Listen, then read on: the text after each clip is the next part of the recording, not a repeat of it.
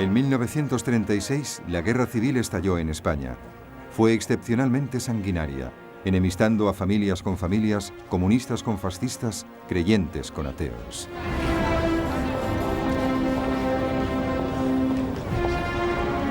En 1931, un gobierno de izquierdas llegó al poder determinado a acabar con la monarquía secular española.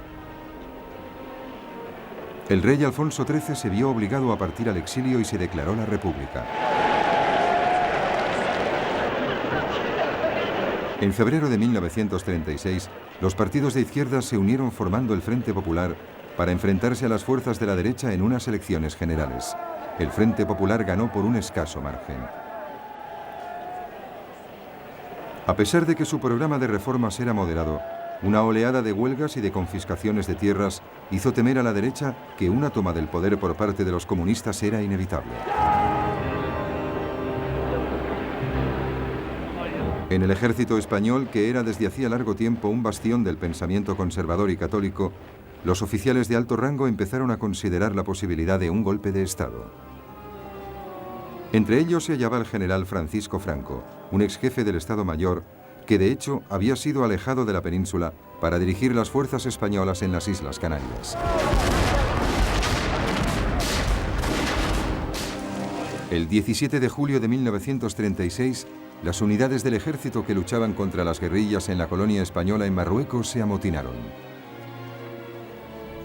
Al día siguiente, Franco se apresuró a unirse a ellos, proclamando un nuevo movimiento nacional que tenía que salvar a España del comunismo.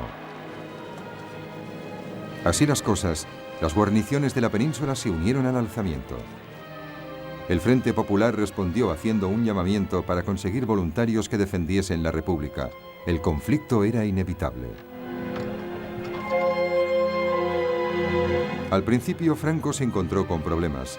Él y su ejército estaban en el norte de África y tenían que cruzar el estrecho de Gibraltar para volver a España. Fue así como se dirigió a la única persona que pensó que le podría ayudar: Adolf Hitler. En un mes, los aviones de transporte de la nueva Luftwaffe de Hitler habían organizado un puente aéreo para trasladar a los veteranos de Franco, muy avezados en la lucha al sur de España.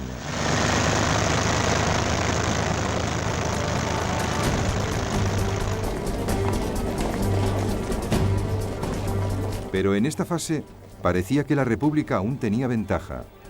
Los alzamientos militares en favor de Franco en Madrid y Barcelona habían sido rápidamente aplastados, dejándole el control de la mayor parte del este del país.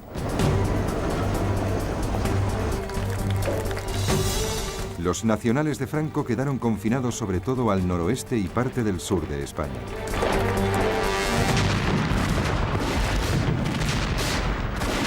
Pero la situación de los nacionales cambió cuando empezaron a llegar armas y tropas de Hitler y de Mussolini.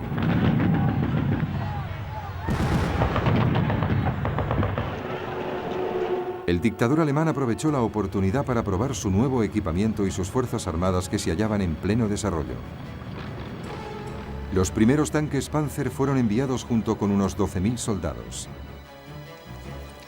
Mientras tanto, la Luftwaffe desplegó a la Legión Cóndor con sus bombarderos y aviones de combate ultramodernos.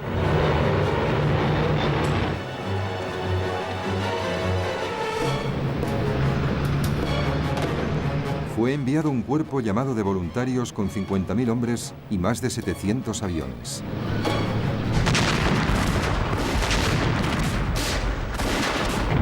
Los republicanos solicitaron en vano la ayuda de Gran Bretaña, Francia y la Unión Soviética. Pero Londres y París temían que se desencadenase una guerra europea y proclamaron una política de no intervención.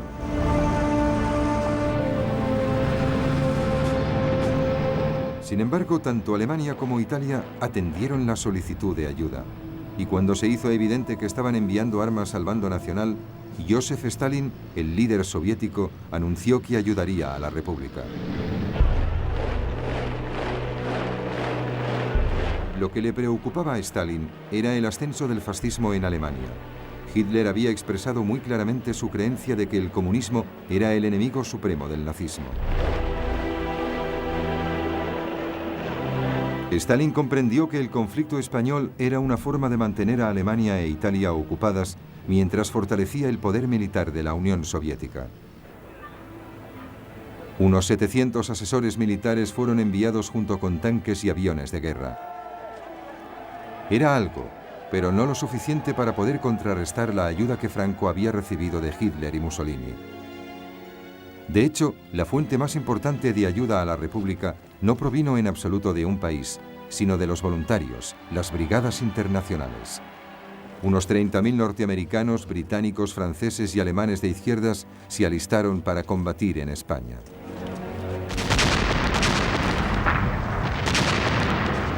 Con la ayuda de los países fascistas, los nacionales pudieron abrir dos frentes, uno que avanzaba hacia Barcelona desde el norte y el otro, acaudillado por Franco, que empujaba hacia Madrid desde el sur. A finales de 1936, Madrid estaba rodeada por tres flancos y prácticamente sitiada. La lucha era intensa y a menudo estuvo acompañada de espantosas atrocidades cometidas contra los civiles. Los republicanos perseguían y mataban a los sacerdotes.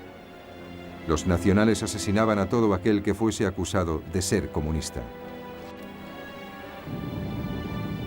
El poderío aéreo de los alemanes e italianos se utilizó indiscriminadamente contra objetivos civiles. Madrid sufrió fuertes bombardeos, pero el peor incidente tuvo lugar en abril de 1937, cuando la ciudad vasca de Guernica fue prácticamente arrasada, causando 6.000 víctimas civiles.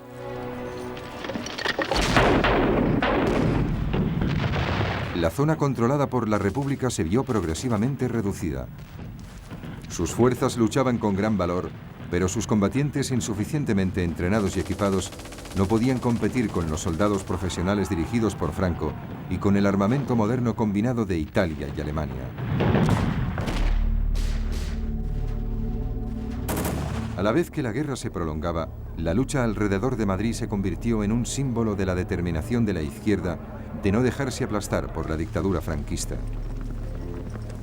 Pero entre bastidores, la alianza republicana se estaba desmoronando. Los comunistas y socialistas deseaban concentrarse en obtener una victoria militar. En cambio, los ideales de anarquistas y sindicalistas estaban más próximos a considerar la guerra como una oportunidad para llevar a cabo una revolución obrera generalizada. Estos desacuerdos se manifestaron abiertamente en mayo de 1937. La lucha se desencadenó en Barcelona entre anarquistas y comunistas, lo que supuso un fatal debilitamiento de la causa republicana. A finales de 1938, los nacionales habían acorralado a sus enemigos en un enclave reducido cuyo centro era la ciudad de Barcelona y en otro que se extendía desde Madrid hasta la costa.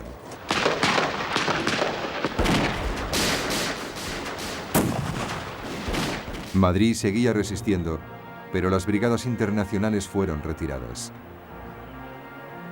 A la vez que las fuerzas franquistas se aproximaban para llevar a cabo el asalto final a Madrid, fue creciendo el número de naciones que empezaron a reconocer al gobierno de Franco.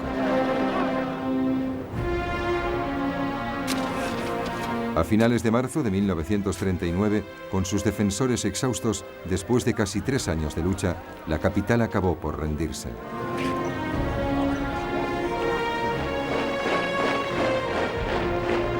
Al cabo de un mes, Franco proclamó formalmente el fin de las hostilidades.